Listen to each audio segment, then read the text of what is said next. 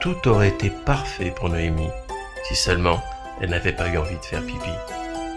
Puis 10 heures, une file d'attente serpentait sans fin entre les 4 jambes de la tour Eiffel.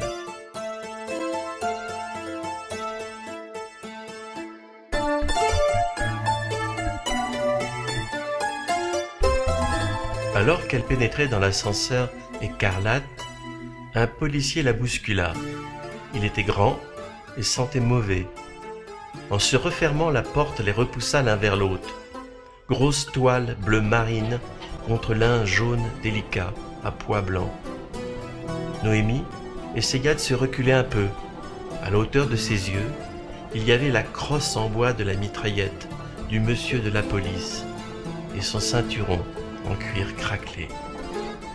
L'arme lui fit très peur. Elle fut la première à sortir de l'ascenseur.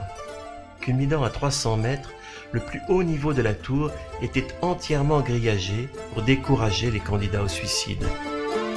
Dans cette cage, il y avait des enfants, petits danseurs faisant les pointes pour mieux voir, des hommes greffés d'appareils photo et des femmes souriantes qui regardaient au loin, jouant à se reconnaître dans ce Paris miniature, soudain exhaustivement exposé à leur regard. À l'explosion de la première cartouche, la culasse recula lentement. La douille de cuivre venait d'être déterrée de la chambre par la griffe de l'extracteur. Butant contre l'éjecteur, l'étui métallique s'était alors envolé en tournoyant vers la droite, tandis que le ressort récupérateur déclenchait l'avance de la culasse. Un terrible silence s'ensuivit, ponctué par les rebonds métalliques des dernières douilles sur le sol.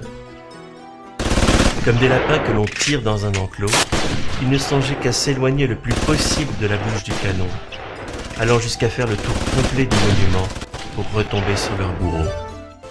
Depuis les premières détonations, Noémie avait laissé l'urine s'écouler de son ventre. Et debout, elle se concentrait sur son immobilité. Sa mère et son frère avaient été tués. Elle était, à l'instar des derniers survivants, internée dans une terreur sans nom.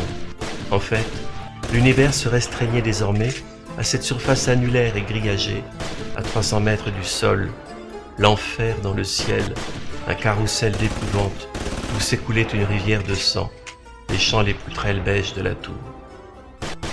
Stéphane de Sacre mit en place un nouveau chargeur et recommença à tirer.